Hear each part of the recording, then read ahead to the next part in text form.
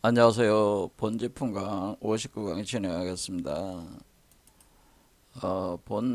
본지품강 강좌는 그 선불교의 사유와 수행 체계를 탐구해보는 강좌 시리즈인데요. 계속 강의를 진행을 하다 보니까 통상적인 선불교의 그 사유와 수행 체계를 넘어서는 그런 얘기들을 진행할 수밖에 없었는데요. 우리가 선불교의 사유와 수행 체계가 참선과 가나선으로 양대 기둥으로 삼고 있다면은 참선은 그 인도의 그 요가 수행 체계에 준해서 이해하면 되는 것이고, 그런데 이 가나선이라고 하는 것은 그 중국에서 그 중국적 사유, 직관적 사유 체계의 한자 문화의 특성을 반영한 그런 수행법이기 때문에. 근데 왜 가나서는 수행을 이 선불교에서는 최고의 수행법으로 자꾸 강조를 하는 것이냐, 뭐 이런 거에 대한 정당성을 나름대로 제가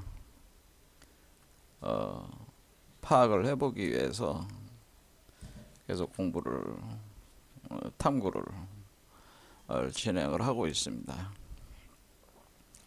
통상적으로 가나선이라고 하는 것은 어떤 그 옛 조사들의 그런 깨달음에 대한 이야기들이 1700개 정도 공안으로 구성이 돼 가지고 수행자가 그것을 통해서 우리가 참선 과정에서의 그 나라라고 하는 그 집중, 그 정일 집중, 윤걸 집중이라고 하는 그 집중력을 강화시켜주는 의정을 통해서 그것을 성취해 나간다고 하는 그런 측면만 보통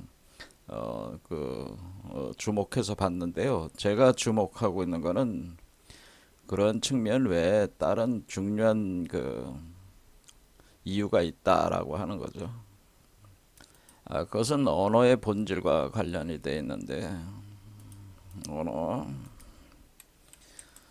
우리의 언어학이라고 하는 것이 19세기 후반부터 이제 본격적으로 그 학문적 대상으로 수용이 돼서 연구가 되는 원인 중에 하나가, 지금 우리가 우주 현상계, 우리가 살고 있는 현상계를 그 해석할 때, 과학적으로 해석할 때 물질, 에너지라는 측면에서 주로 그 접근을 해서 해석을 했는데, 이것이 오늘날에 있어서는 정보가 곧 그 어떤 그 현상 세계, 우주 세계 어떤 그 본질이 사실은 정보라고 하는 거죠. 그러니까 우리가 물질과 에너지보다 더 본질적인 요소가 바로 정보라고 하는 것이 점차 뚜렷하게 과학자들 사이에서도 인정이 돼가고 있는 상황이다. 그런 것이 이제 대표적인 표현으로 존 아치버트 힐러가 한 유명한 얘기가 있죠.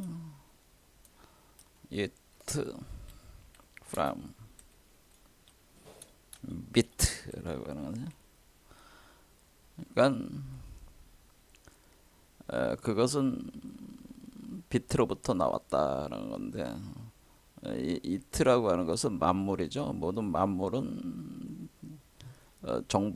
정보의 가장 최소 단위가 바로 비트라고 하는 건데요. 비트로부터 나왔다고 하는 거죠. 정보 최소 단위에서 모든 만물은, 우주 만물은, 우주 자체가, 우주 만물, 우주는 정보로부터 나왔다, 탄생했다. 그러니까 정보에 근거한 것이다라고는. 그런데 이러한 표현이 사실은 그 기독교의 그 요한복음에 또 동일한 표현이 있다는 거죠. 요한복음 1장에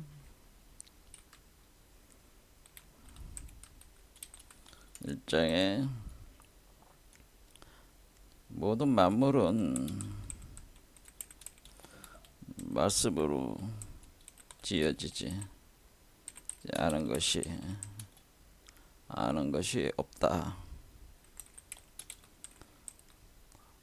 이런 표현이 있고, 또 우리가 그리스도의 성육하라고 하는 것은, 그러니까 인카네이션, 그러니까 우리 몸속에서 그리스도가 성육화되는 것은 말씀으로 된다는 것, 하나님 말씀으로 그리스도가 성육화가 된다는 것, 그러니까 하나님 말씀으로 그리스도가 성육화된다. 그래서 그리스도가 성육화가 돼서 독생자가 되었다라고 하는, 정육화 되어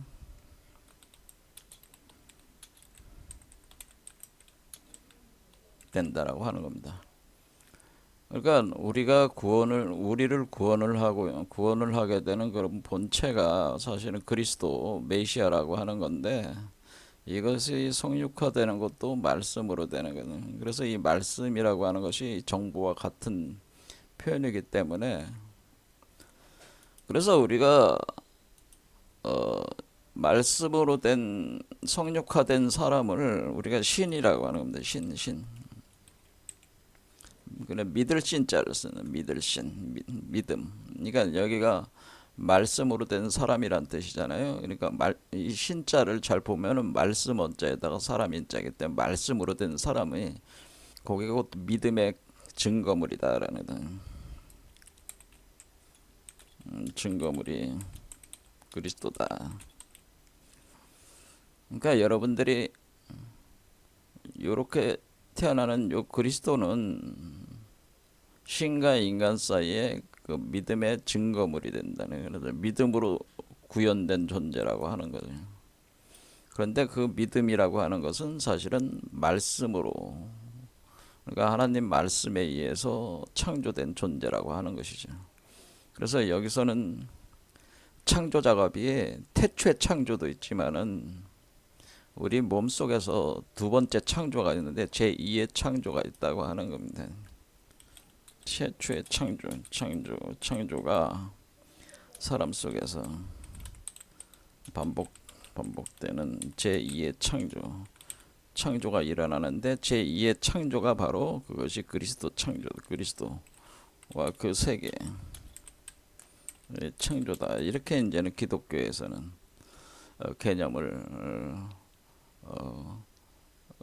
이해를 하면 되는데, 이 개념이 바로 우리 동학에서는 다식의 벽이라는 표현으로 되는 거예요. 그러니까 다 통하는 겁니다.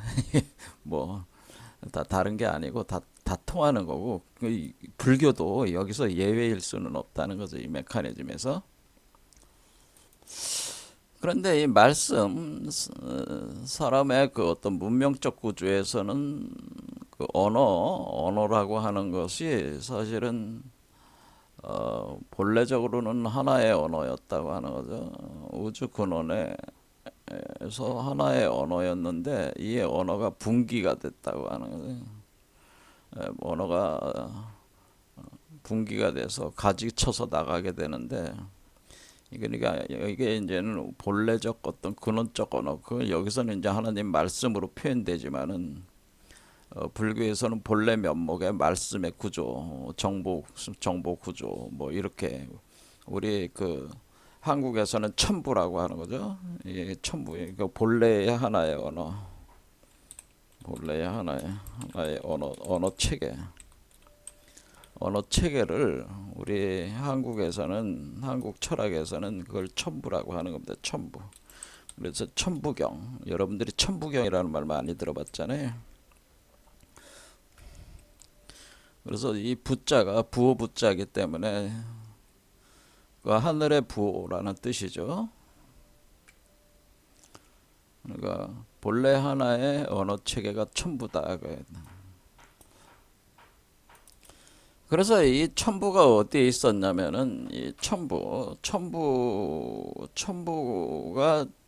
사용되는 곳이 바로 원래는 우리 그 고대 신화에서는 마고성이라고 하는 곳에, 그래서 마고성이라고 하는 그곳에서 이 첨부를 통해서 서로 소통을 했다는 거죠. 이렇게 서로 언어적 체계로서 소통을 했는데 어느 날 갑자기 그 오미의 변이라고 하는 그 사건이 발생을 하는데, 거기 이제는 여러분들이 그 부도지라는 책을 읽어보면 나옵니다. 거기에 오미의 변이라고.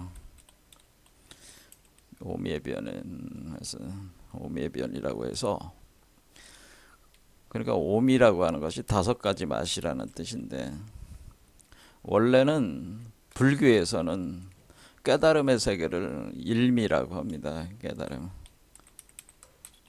세계를 불교에서는 일미, 한 가지 맛이라고, 이렇게 하나의 맛이라고, 하나로 된 맛이라고 하는 거죠. 불교에서는 일미다 이런 표현을 씁니다. 선불교에서도 일미.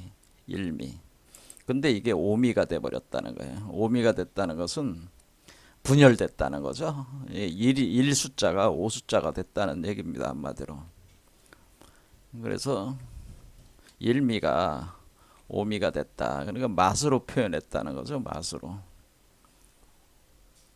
그러니까 여러 개념을 우리가 이제는 역학적으로 하면은 태극이 음양 오행으로 이렇게 전개가 됐다고 하는 표현과 마찬가지예요, 사실은.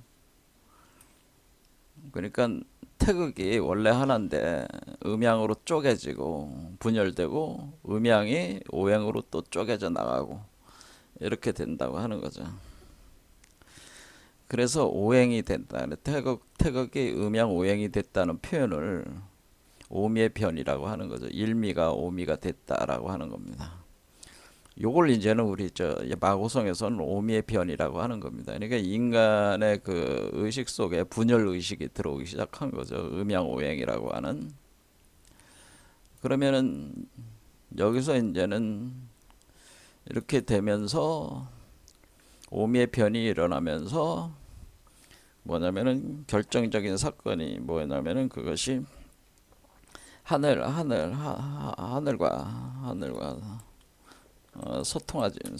소통이 끊긴다라고 하는. 그래서 우리가 고대 신화들을 공부를 해보면은 이게 하늘과 소통이 끊기는 현상이 일어나는데, 가령 이제 중국에서는 전욱 고양이 하늘과 땅을 인간들이 자유로이 오르락 내리락 하니까 그 길을 끊어버리는 그런 사건이 있습니다. 그러니까 하늘과 소통을 끊어버린다. 그러니까 이것이 이제 바벨탑 사건도 그거죠. 바벨탑 사건도 니물롯이 지난 시간에 얘기했듯이 바벨탑이라는 것이 하늘과 소통하는 그 원래 그건데, 그 바벨탑 사건에서 그 언어를 분기를 시켜가지고 서로 이해할 수 없게 소통. 그러니까 하늘과 소통이 끊긴다는 건 누구나 다 하나의 언어를 썼는데 여러 가지 언어로 나눠지는 거죠. 마치 태극이 음양 오행이 되듯이 그렇게 그 여러 가지 언어로 분기가 돼버리는 현상이. 그러니까 서로 소통을 못하는 거죠. 여러 가지 언어로 나눠가기 때문에. 그래서 하늘과 소통이 끊기면서 서로 간의 소통도 끊기는 거죠. 하늘을 그 중심 매개점으로 해가지고 통신을 하는 건데 이 통신 체계가 무너졌다는 거죠. 통신 체계. 그러니까 하늘의 소통이 끊긴다. 그러니까 통신 체계가 무너진다는 붕괴로 이 지역과 저 지역이 서로 통신이 잘 안 되니까 뭐가 되는 거예요. 다양한 언어가 출현을 하게 되는데, 출현을 해서 그 다양한 언어가 히브리어도 되고 산스크리트어도 되고 영어도 되고 영어는 여러 가지 언어가 결합된 거니까 우리 한국어도 되고 이런 식으로 언어가 이렇게 출현을 하는, 다양한 언어가 출현을 해서 그런데 이 다양한 언어가 출현을 했지만 다양한 언어들은 어떤 특성이 있어요? 본래의 그 근원 언어를 원형으로서 간직하고 있다는 거죠. 본래의 근원 언어를 원형으로 내포하고 있다고 하는 겁니다. 모든 언어는. 그러니까 모든 이렇게 다양한 언어로 출현됐는데 이 다양한 언어들이 본래 근원 다양한 언어들이 본래의 그 근원 언어를 원형으로 내포를 하고 있다, 함유를 하고 있다고 하는 겁니다. 그러니까 외관적으로는 그 산스크리트어고 히브리어고 한국어고 그렇지만은 속의 내용을 보면 그 구조적으로는 원형적 언어, 본래의 그 근원의 하나의 언어를 가지고 있다는 것이 이게 촘스키의 변형생성 문법이라고 제가 말씀드렸죠. 그것이 하나가 변형이 돼서 여러 가지 언어가 돼버린 것이다라고 하는 거죠.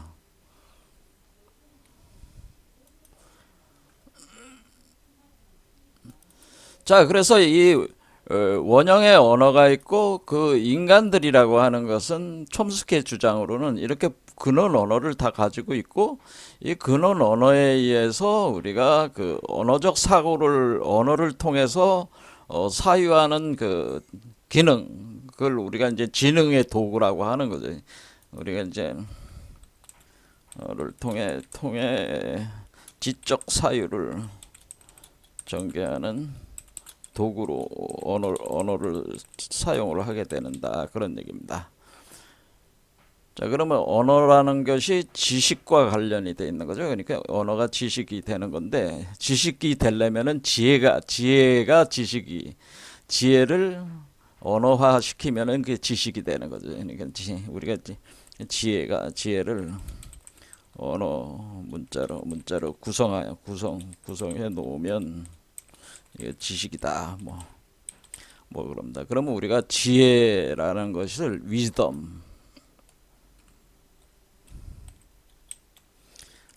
위즈덤이라고 그러잖아요. 그 다음에 지식이라는 것은 knowledge라는 거잖아요.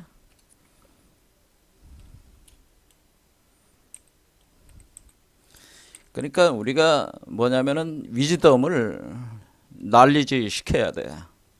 그것이 인류의 문명이에요. 그러니까 우리가 지혜라고 하는 것은 본래적인 각 깨달음이란 말. 본래적 깨달음을 요거를 우리가 각이라고 하는 겁니다. 각. 그러니까 본래적 지혜. 그럴 때 우리가 지혜를 제가 오지라고 표현해요. 여기 오지. 그래서 불교에서는 그 오지라고 해가지고 오지라는 건 다섯 개의 그 지혜 수준이 있다고 제가 말씀드렸어. 그래서 첫 번째가 이제는 성소작지, 묘관찰지. 이게 이제 수준이 높아지는 거죠. 묘관찰지, 평등성지, 대원경지, 법계채성지는 이렇게 다섯 개를 오지라고 하는 겁니다. 그래서 우리가 그 인간의 의식 수준이 성소작지가 이게 5, 묘관찰지가 6, 레벨 6, 평등성지가 레벨 7, 대원경 레벨 8, 레벨 9까지 가면 법계채성지 같은 여기까지 도달을 해야 되는 거예요. 그런데 원래 여기는 뭐예요? 여기 근원의 지혜는 법계채성지란 말이에요. 여기는 법계채성지는 우주 근원의 지혜는 법계채성지인데 법계채성지가 그 레벨 5에 와 있는 사람에게는 성소작지 수준으로 파악이 된다고 하는 거죠. 성소작지만큼의 지혜 정도만 파악이 되는 거예요.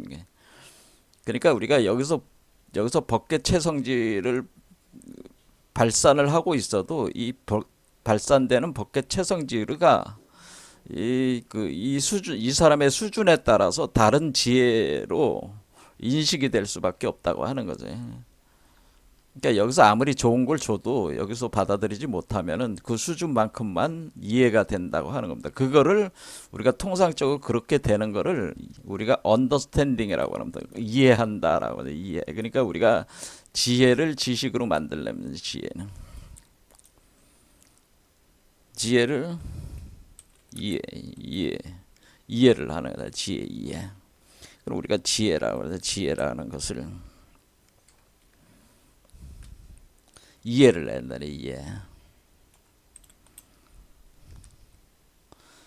그럼 우리가 이해를 한다. 그럼 이거를 우리가 지혜를 위즈덤이라고 하면은 이해를 언더스탠딩이야.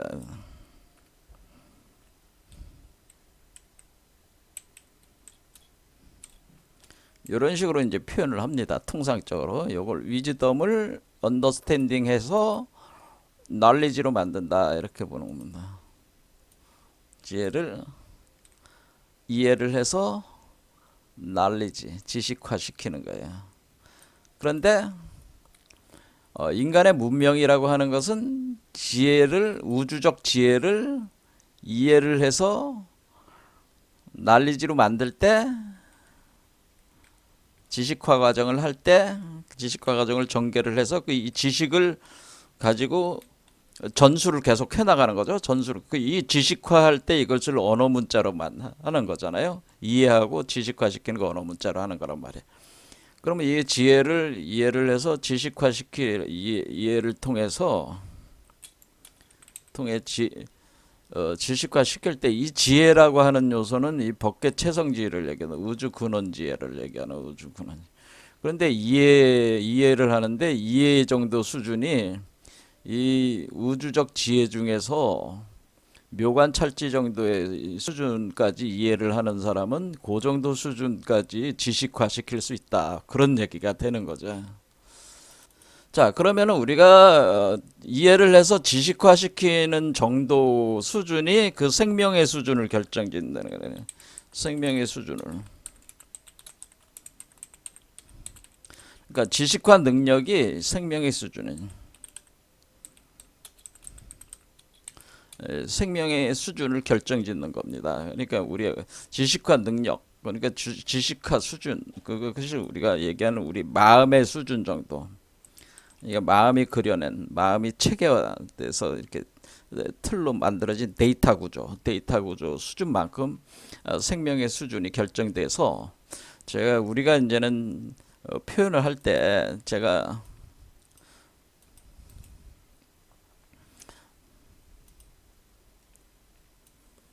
이렇게 되면은 제가 이쪽 이렇게 상승하는 나무를 이거를 지혜의 나무, 지식의 나무라고 그랬잖아요. 그다음에 요거를 생명의 나무라고 그랬잖아요. 그러니까 그러니까 이쪽이 양목은 음양 중에 양목은 두 개의 나무가 꼬여 올라가는 그러니까 이것은 우리가 지식의 나무요. 지식의 나무. 그러면 지식의 나무. 자, 그러면 왜 지식이 뭔지 알았죠? 자, 지식이라는 것은 지혜를 이해를 통해서 문자 언어 체계의 구조로 우리가 전수하는 내용성, 그걸 지식이다, 난리지다 하면 이게 지식의 나무. 그러니까 인간에게는 본래 지혜를 이해를 해서 지식화시키는 능력이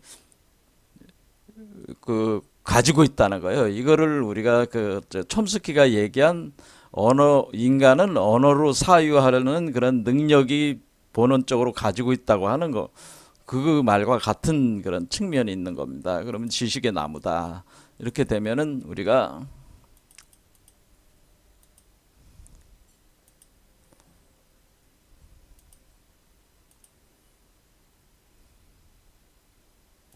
그래서 우리가 석가모니의 협시보살 중에 하나를 문수보살이 바로 지식의 나무에 해당되는 되고, 그러면 여기에는 이쪽 나무는 뭔 나무가 이 생명나무니까 생명은 현상계로 구현이 되는 거니까 이것은 보현보살이라는 보현보살. 그래서 보현보살에 대해서 우리가 현상계로 요 나무 요쪽 하강하는 거는 현상계로 들어오는 거죠. 현상계로 들어올 때는 생명의 구조를 가지고 들어와야 되니까 이것을 지식의 나무만큼 그 현상이라 생명의 나무거든요. 생명. 이거는 우리가 보현보살이라고 하는 겁니다. 그러면 우리가 문수보살과 보현보살의 기능, 곧 지혜와 방편이라고 하는 거죠. 지혜와 요거는 방편이다. 또 그렇게 표현하기도 하는 거.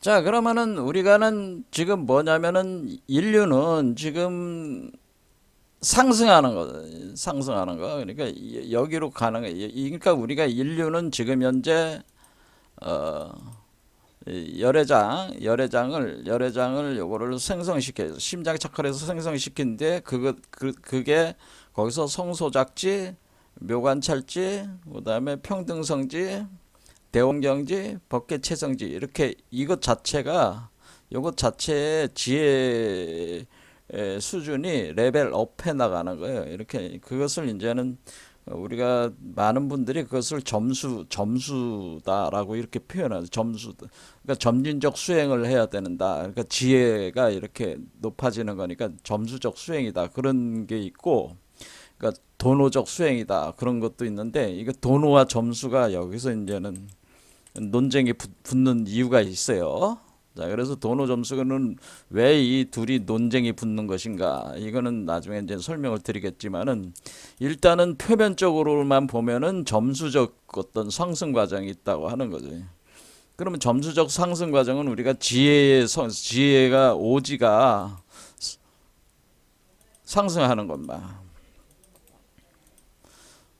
그러니까 이 심장 차크라에 들어와서 활성화하기 시작한 게 오성소작지가 되는 겁니다. 그다음 묘관찰지, 평등성지, 대원경지, 법계채성지로 요게 이제는 여러분 몸 안에 있는 열애장의 세계가 이걸 구현해 나가는 건데, 그러면 이거는 이제 이렇게 상승해 나가니까 점수 개념, 마치 보면은 표면적으로만 보면은 점수 개념이란 말이에요. 하지만은 왜 도노라고 하느냐, 그 이유가 있다, 그 얘기입니다.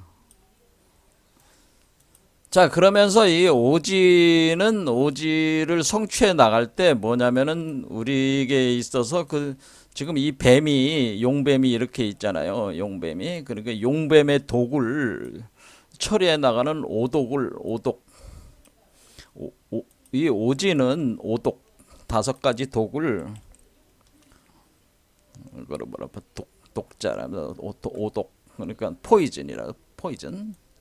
5가지 오독을 오지로 전환하는 메커니즘이다, 그겁니다. 오독을 오지로 전환한다. 그러면 오독을 오지로 만든다. 전환한다. 이렇게, 그러니까 우리 안에는, 인간 안에는 오독이라는 요소가 있는데 그 오독을 오지로 전환을 하는 것이 바로, 그러니까 오독을 가지고 있는 존재는 이게 중생이고, 얘는 중생이고, 오지로 가지고 있는 존재는 부처가 되는 거니까 이제 중생에서 부처로 이렇게 바뀌어 나가는 거는. 그럼 우리가 오독이라고 하는 거를 뭐라고 얘기하는 거냐면, 오독을 이게 이제 뱀독이죠. 그러니까 이렇게 보면은 뱀이잖아요. 용뱀이 있잖아요. 그러니까 올라갈수록 뱀독이 강해지는 거죠. 그러니까 이 뱀독이란 말이야, 사실은 용뱀의 독이기도 하면서 그 독충들의 독이죠. 독충들. 그러니까 여러분 몸속에는 독뱀, 그러니까 살모사 같은 그런 뱀이 있단 말이에요, 여러분 몸속에. 그걸 고독이라고도 합니다. 이게 주역에서는 고독이라고 하는 거. 독들이 있어요, 여러분 몸에. 근데 그러니까 사람들 몸속에는 중생 몸에는 뭐가 있냐면 독이 있다. 뱀독. 뱀독이 최고독이고, 뱀독도 있고 정갈독도 있고 뱀독 등 그 우리가 이제는 그 독충들이 있다고 하는 거. 그러니까 우리가 그 독사를 비롯한 독충들이 있어가지고요. 예를 들어 독을 뿜어내고 있는데, 그러면 이 독을 뿜어내면은 여러분들은 어떤 의식이 되냐면은 이제 미치는 거죠. 미쳐가지고 그게 뭐냐면은 탐진치만이라고 하는 그 요소가 발동을 하는 겁니다. 그러니까 발동. 오독에 의해서 발동하는데 이걸 오독에서 발동되는 요소라고. 탐은 뭐야? 말 그대로 탐은 탐욕, 탐해죠. 탐하는 거. 그다음에 지는 뭐야? 지는 분노하는 거, 막 그냥 자기 뜻대로 안 되면 막 미친 듯이 날뛰는 거, 뭐 분노하는 거 그랬죠. 요즘 그 저 뭐 윤석열 같은 놈이 그게 이게 분노 진이진 진독에 완전히 그냥 쩔은 놈이다. 그런 놈이 보면 하는 행동 보면은 완전 미쳐서 날뛰고 있잖아요. 그렇죠? 그러니까 자기 그 분노를 감당을 못하는 거야. 뭐 탐욕 이런 요소도 그렇고, 그렇죠. 치는 뭐야? 무지함.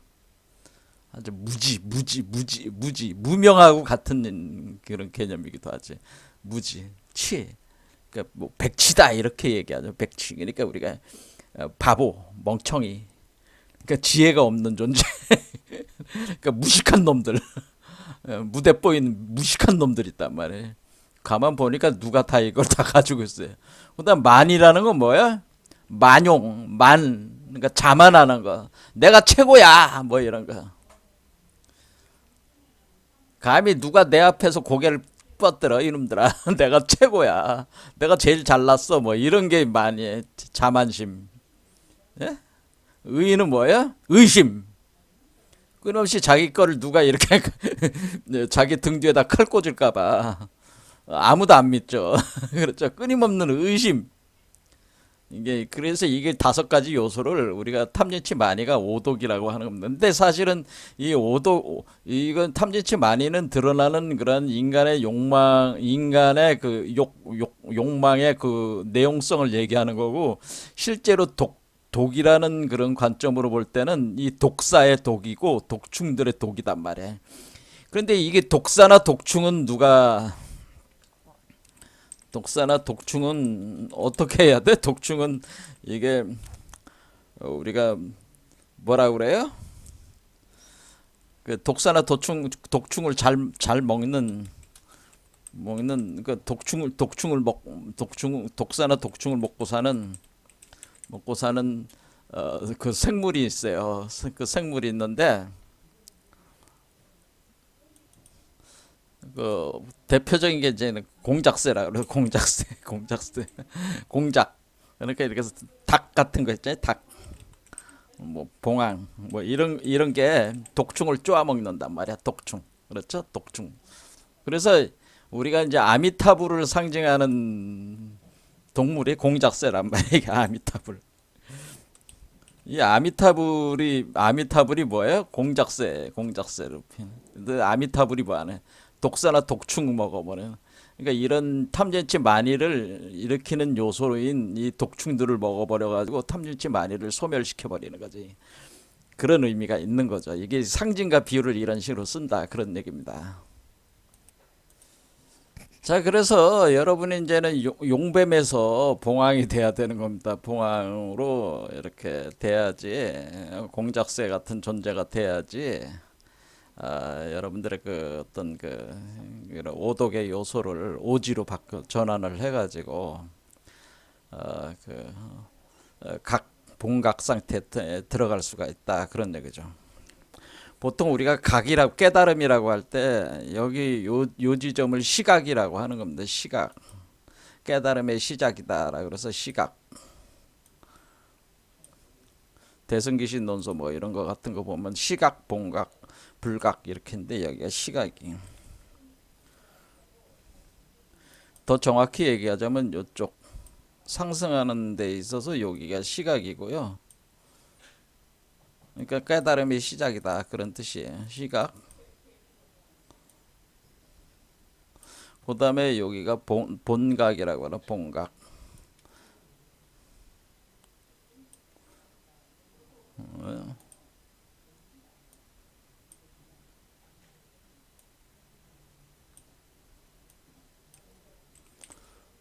그 다음에 다시 이렇게 굴러 떨어지는 이게 그러니까 그러니까 여기서부터 이제 부처의 길로 들어서는 거고 그 우리가 중생의 길로 들어서는 거는 여기가 요 지점 내려 하강 그러니까 중생이 되는 건 하강하는 거니까 그다음에 요거는 불각이라고 하는 겁니다. 불각 상태로 간다 이런 겁니다. 자, 이런 식으로 시각, 본각, 불각, 그래서 각도 깨달음도 세 가지로 이렇게 나눠서 볼 수가 있다는 거예요. 그러니까 우리가 이제는 성소작지가 발동할 때가 시각 상태, 요때가 태양이 떠오를 때다라고 합니다. 그 다음에 불각 상태는 우리가 태양이 질 때다 이거는 서쪽으로 질 때다. 그러니까 태양이 여기서 떠가지고 이렇게 들어가는 거니까 불각 이렇게 된다는 거죠.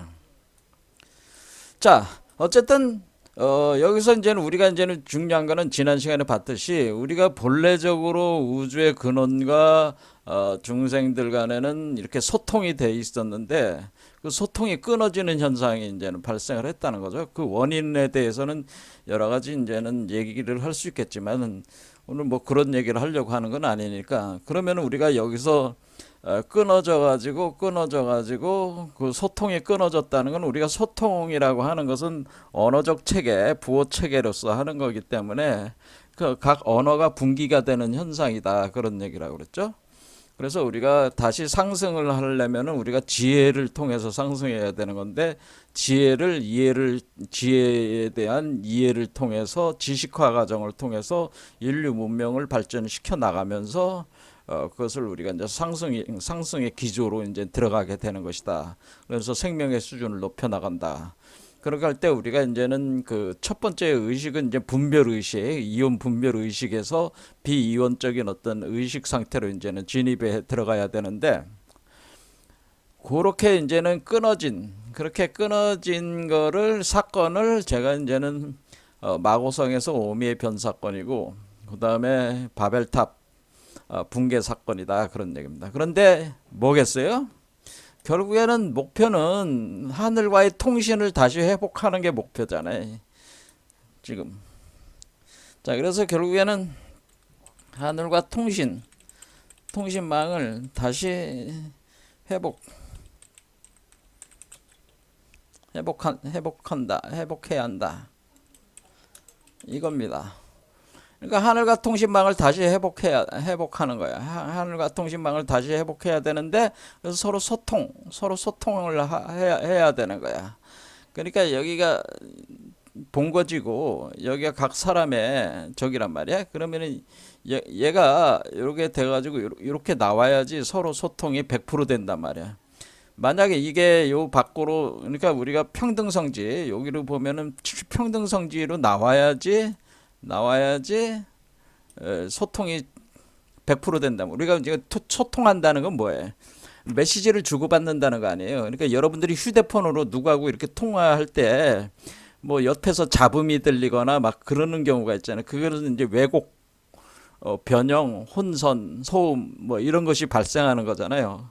우리가 그러니까 우리가 깨끗하지 못한 어떤 통신 체계라고 하는 것에 의해 가지고 그 어떤 정보가 이 하늘에서 바라는 정보가 그대로 100%를 우리가 수용할 수 없는 상태가 되어버렸다는 겁니다. 이 통신망이 끊어졌다고 하는 거는 100% 끊어진 거는 아니지만은 이제 통신망이 완전히 망가진 거죠.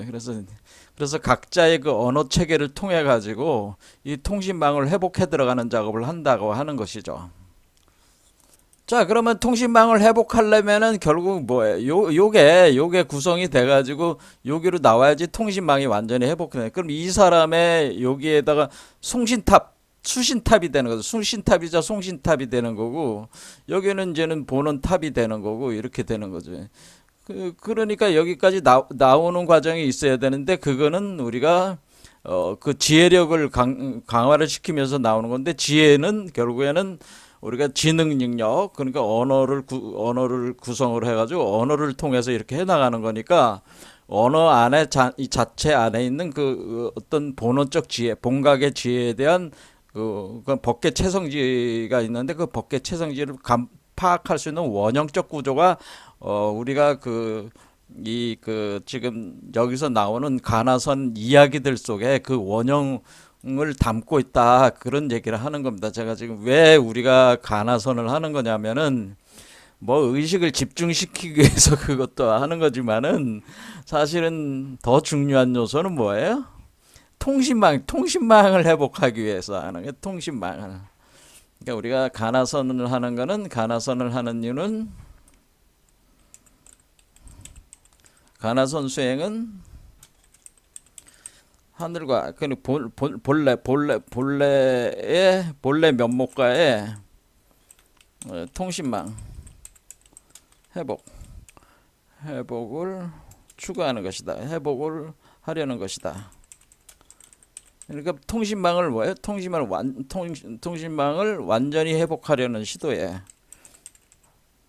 그러니까 완전히 회복한다는 것은 어떤 서로 간의 신호에 있어서 어떤 왜곡이나 소음이나 그런 요소가 들어가지 않은, 그러니까 여기에 있는 내용성이 그대로 이 내용성 안으로 그대로 복제가 되는, 완전한 회복이라는 건 복제되는,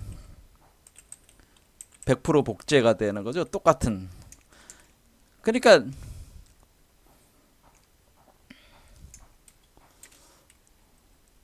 내가 스마트폰으로 내가 어떤 분한테 얘기할 때, 야, 나 밥 먹으러 간다, 이렇게 얘기를 했단 말이에요. 근데 저쪽 사람은 나는 똥 싸러 간다, 이렇게 알아들었다. 그럼 물론 이게 신호의 왜곡이잖아요. 그러니까 우리가 신호가 왜곡이 안 된다는 건 뭐예요? 나는 밥 먹으러 간다 하는 게 그대로 나는 밥 먹으러 간다로 딱 거기가 딱 돼야지 100% 이게 복제 신호의 복제잖아요. 그렇죠? 내가 여기서 나는 밥 먹으러 간다 할 때 저쪽에서 밥 먹으러 간다라고 알아듣 때, 그러니까 이쪽의 말과, 그러니까 이 사람이 가령 뭐 어떤 말을 쓰냐면, 이 사람이 가령 우리가 한국어를 쓰는 사람이다. 그런 이게 한국어.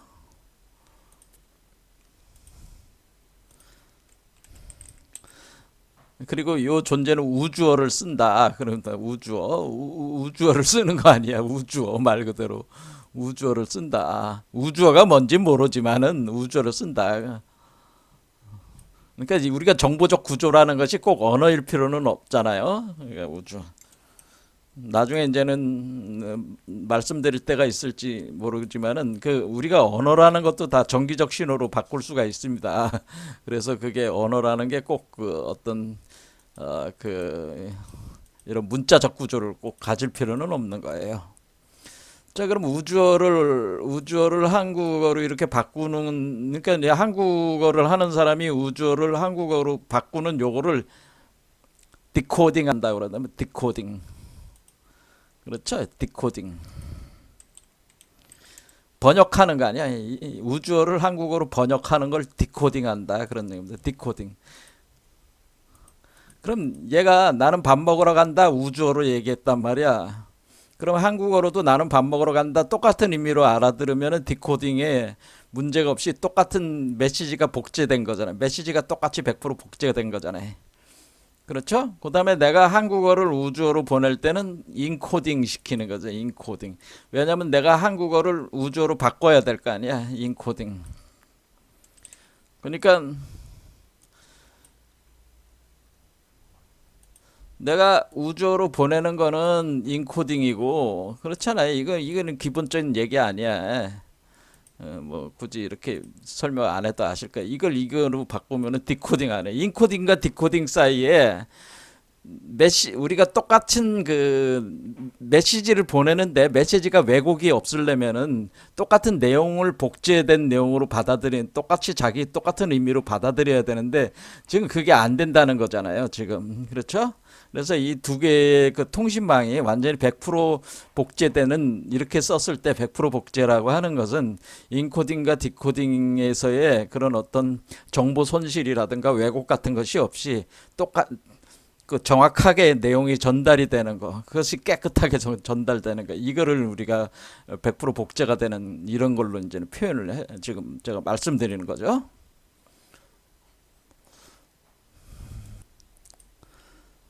어, 그러니까 결국에는 우리가 이제는 우리 한국의 이제 마고성 신화에서 얘기하는 거는 여기가 마고성의 그 중심이라는 거예요. 여기가 본각이 마고성. 마고성 중심에 있는데 마고성 중심에 그 통신탑이 바로 그것이 천부단이라고 하는 마고성의 천부단이 마고성의 통신탑이에요. 그래서 천부라는 것이 하늘의 언어라는 하늘의 부호라는 뜻이잖아요. 하늘의 부호를 주고받고 할 수 있는 데가 그 천부단이네. 마고성 천부단. 그러면은 우리 그 마고성에 있었던 사람들은 이 천부단으로부터 오는 신호를 바로 직접적으로 받을 수 있었기 때문에 요런 상태였다고 하는 거죠. 그러니까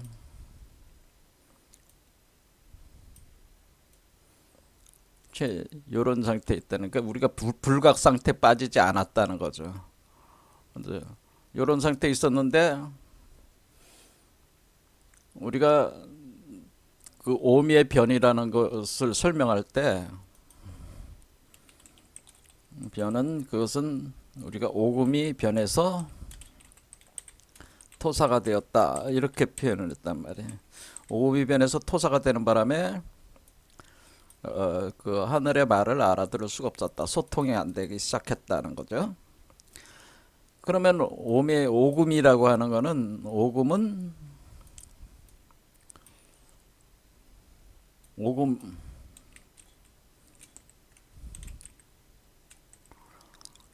이제 우리가 오가 이제 까마귀 오자란 말이야. 까마귀 오 금. 그러면 이 오금이라는 게 이제 황금새란 말이야. 황금새. 황금봉황. 제가 아까 뭐라 그랬어? 독사를 먹는 독충들을 먹는 그 독사나 독충을 먹고 사는 존재가 공작새가 봉황이라고 그랬잖아요. 얘가 황금봉황이었단 말이에요. 황금봉황. 근데 황금봉황 상태니까 이제 독이 발동을 못 하는 거죠. 그죠? 독충들을 먹어버리니까 그냥. 근데 토사라고 하는 거는 뭐냐면은 토사라는 거는 여기가 자, 추, 임, 묘. 그러니까 여기로 볼 땐 그러니까 자, 축, 임, 묘. 요 시각이 묘란 말이에요. 묘.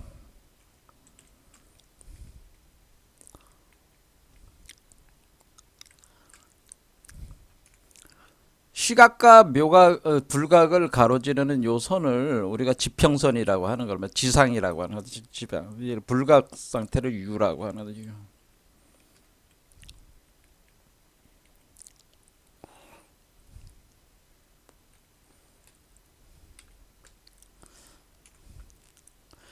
그러면은 여기 황금봉황이 땅으로 내려온 거예요. 땅바닥으로 내려온 거란 말이에요. 요거는 요 불각 상태는 그다음에 요거는 묘는 토끼구를 뜻하는 거거든요. 그럼 여기가 토사라는 건 뭐예요? 토사는 토라는 게 토끼 토자잖아요. 토끼 토사 토끼 모래라는 모래 토끼 모래. 그래서 이 토라고 하는 거는 요 묘를 가리키는 거고요. 사라고 하는 것은 유를 가리키는 거예요, 사실은. 그래서 왜냐면은 이 유는 일종의 그 세공된 우리가 금알갱이 같은 거 결정체 그런 걸 얘기를 하는 거기 때문에 사의 속성을 가지거든요. 토사. 그래서 여기서 이게 그러니까 묘 대신에 이게 토라는 거죠. 토사. 여기다 사다. 토사가 되었다. 그러니까 우리가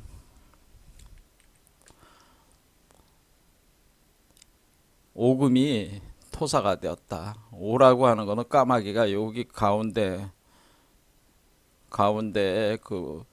공을 검고 검은 현연한 공을 날아올라 가지고 여기에 황금봉황이 된 거잖아요. 그래서 황금봉황을 오금이라고 하고 그래서 그러니까 이쪽 그 봉각 상태에서 시각이나 불각 상태 요 선으로 떨어졌다고 하는 떨어졌다 그런 의미라 그 얘기입니다.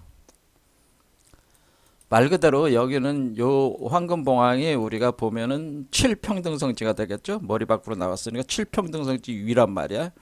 여기 위의 단계인데 7평등성지 이제 위의 단계인데 평등성지 대원경지 법계채성지 위의 단계란 말이야. 근데 아래로 여기 떨어져서 여기는 평등성지가 아니라 여기는 성소작지 단계 아래로 떨어진 거지. 아래로 그러니까 요 선 아래로 떨어졌다 그런 얘기입니다. 아래로 떨어 그러니까 요 아래로 떨어진 거죠. 요 선 아래로 떨어졌다.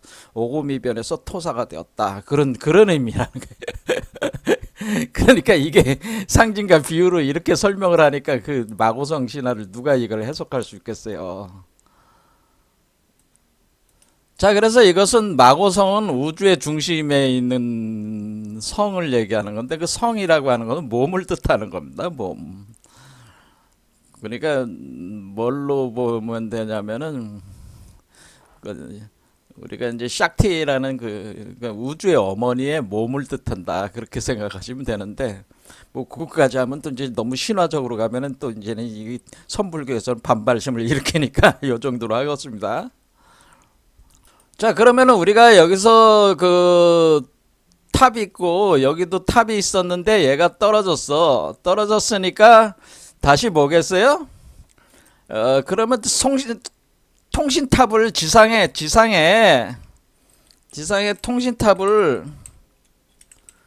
다시 건설하자 이렇게 나갈 거 아니겠어요? 통신탑이 무너졌으니까 떨어졌으니까 여기서 요 밖으로 내보내야지 통신이 될 거 아니야. 제대로 통신될 거 아니야. 지금은 통신하려니까 여기 안까지 들어와야 되니까 이게 전파가 제대로 전달이 안 되잖아. 통신탑을 다시 건설하자. 이게 바벨탑이라는 거지. 바벨탑. 그런데 통신탑을 건설하는 게 뭐 때문에 건설하는 게 탐진치 많이 그러니까 어떤 탐욕 권력자, 그러니까 세계 정복자, 그런 어떤 그런 탐진치 많이의 그 독충이 있는 상태에서 이거를 이제 계속 건설해 나가는 거니까 한마디로 하늘까지 자기가 차지하려고 하는 거 아니야. 그러니까 바벨탑을 무너뜨린 거지. 그리고 여기서 전후 고향이 하늘로 오르는 길을 막아버린 건 뭐예요? 사람들이 탐진치 많이의 그 오독에 취해 있는 사람들이 자꾸 하늘로 올라가면서 어지럽히니까 아예 그 막아버린 거라 여기를 통신을 막아버렸다 그런 얘기입니다. 못 올라오게 한다는 거죠. 그래서 뭐냐면은 과거에 거의 모든 수행은 사실은 통신탑을 재건축하려는 시도다라고 하는 이렇게 또 볼 수도 있어요. 우리가 통신탑을 재건축하련다. 그럼 통신탑이라고 하는 것이 우리가 말로만 이제 통신탑이지만 이게 바벨탑이고 이게 여러분들이 그 피라미드가 이거예요. 이게 피라미드고 피라미드를 괜히 만든 게 아니라 피라미드가 바로 바벨탑이에요. 그러니까 전 세계에 있는 그 일종의 그 큰 왕릉 같은 거가 다 피라미드를 모사를 한 거라고 왕릉 같은 거.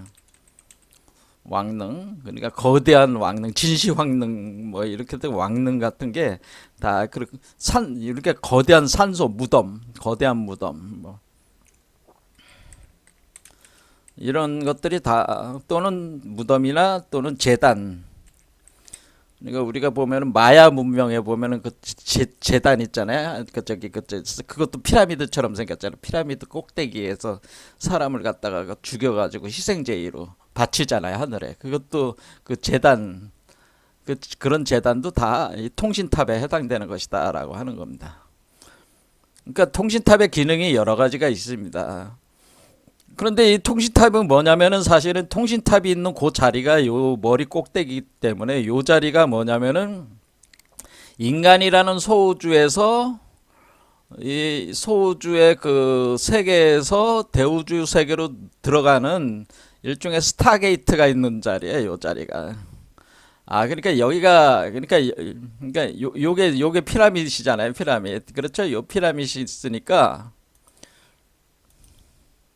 요게 피라미드를 표현해 놓은 거란 말이에요. 그러니까 여기에 이렇게 있으면은 얘가 이렇게 있으면 요 산 꼭대기에 있단 말이야. 피라미드 탑이 탑 꼭대기에 있단 말이야. 요게. 그러니까 여기서 산 꼭대기에 탑이 있다 이렇게 본단 말이야. 그러면 여기서 하늘로 여기 밖으로 나갔잖아요. 그렇죠? 요 밖으로 요 사람의 밖으로 나갈 수가 있다. 그래서 그거를 우리가 여기에 뭐가 있냐면 스타게이트라는 게 있다는 거죠. 스타게이트. 제가 드리는 말씀이 요 피라미드가 있는 자리가 원래 스타게이트를 만들려고 했던 거예요. 여기가 바로 스타게이트. 우리가 얘기하는 그 영화에서 보면 스타게이트라고 하죠. 스타게이트. 그러니까 이 세계로, 이 대우주 세계로 나가는 문.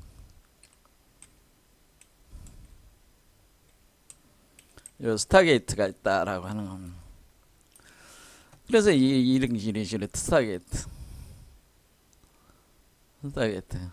그게 이게 이렇게 그 피라미드 요 꼭대기에 피라미드 꼭대기에 이게 바벨탑이에요. 사실은 바벨탑을 모사해 놓은 거예요. 여기 꼭대기에 이 우주 그러니까 이 소우주를 넘어서 대우주 세계로 나갈 수 있는 일종의 통로가 있단 말이에요. 여기 통로가 있어가지고 나갈 수가 있다고 하는 겁니다. 자, 그래서 우리가 그 부처의 몸속에 우리가 불교에서는 그걸 탑으로 표현한 거란 말이야. 탑. 이렇게 탑 있잖아요. 탑이 이 탑이 이렇게 돼 있는 거지. 이렇게. 그래서 7층 탑. 우리가 이렇게 하면 이제는 이걸 7층 탑이라고 하는 7층 탑. 7층 수정탑을 만드는. 그러니까 일단 7층 수정탑을 만듭시다. 7층. 7층 수정탑을 만들어. 7층 수정탑을 만든데 요 수정탑 안에다가 뭐를 넣었냐면은 불사리, 진신사리를 석가모니가 돌아가셨잖아요. 석가모니가 돌아가셨을 때 그 불에 화장을 해가지고 다비를 해가지고 그걸 불사리, 진신사리를 놨잖아요. 자, 불사리 진신사리라는 게 뭐예요? 그 죽은 그 골지를 넣는 거 아니야? 그렇죠? 동글동글한 구슬 같은 거 넣어놨단 말이에요, 여기다가. 그러니까 요게 이제 요걸 진신사리란 말이에요. 요게 진신사리, 불사리. 그러니까 우리가 진신사리, 불사리가 요게 진신사리, 불사리란 얘기예요. 제 말씀은. 요게 이해가 되시죠? 그래, 여기 넣어놨으니까 지금 뭐야? 이게 죽은 사람의 죽은 자의 다시 태어나는 어떤 그런 하나의 우주 세계, 동그란 진실사리에서의 그 우주 세계를 여기 들어가 있는 거기 때문에 이것도 역시 7층 수정탑도 뭐를 뜻하는 거냐면은 이것도 이제 무덤을 뜻하는 거란 말이죠. 부처의 무덤을 뜻하는 거란 말이에요. 무덤을 의미하고 거기 안에 불사리, 진신사리가 있는 거는 새롭게 태어나는 부처. 그러니까 이거는 사람의 무덤이다. 그러면은 중생의 무덤이다. 중생의 무덤이 이 7층 탑이라면은 불사리 진신사리는 이거는 이제 부처가 되는 거죠. 이 부처가 중생의 무덤 속에 이 부처의 사리가 들어가 있다고 하는 거죠. 그래서 그 중생의 7층 수정탑을 통해 가지고 이 진신사리가 만들어져 가지고 이렇게 나간다는 거죠. 요 밖으로 요게 딱 보면은 저기 뭐야 통신탑처럼 생겼잖아요. 꼭대기가 통신탑. 그렇죠? 이게 통신탑이에요. 그래서 7층 탑이잖아요. 하나, 둘, 셋, 넷, 다, 일곱. 그러니까 이게 일곱 7층 수정탑이라고 하죠. 7층 수정탑의 진진사리. 그러니까 이게 7층 수정탑의 진진사리. 그러니까 요 일곱 개 차크라가 7층 수정탑이 요 중앙에 7층 수정탑이 생기고요. 그럼 요 꼭대기가 요거잖아요. 요게 요거라고 생각하면 된다. 얘가 요거. 그렇죠? 그다음에 여기 꼭대기에 있는 요거라고 생각하면 된다는 거죠. 요거 머리 위에 그러니까 요게 7층 왔잖아요. 그다음에 요 꼭대기에 있는 거 이렇게 하면 이제는 요게 7층 수정탑이 되는 거지.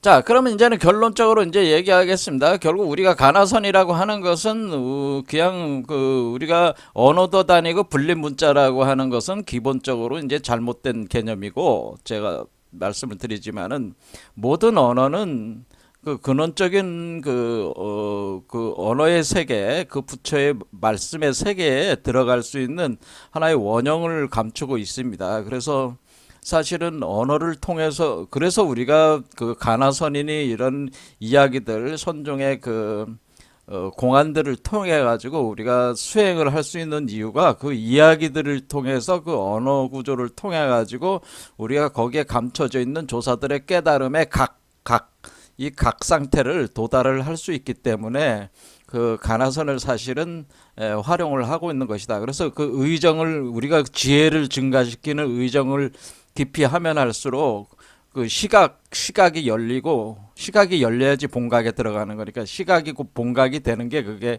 사실은 도노라고 하는 건데요.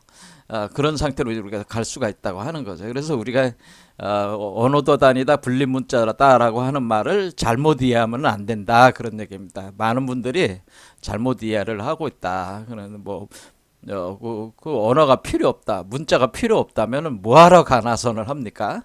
말이 안 되는 얘기잖아요. 자, 오늘 여기까지 하겠습니다. 감사합니다.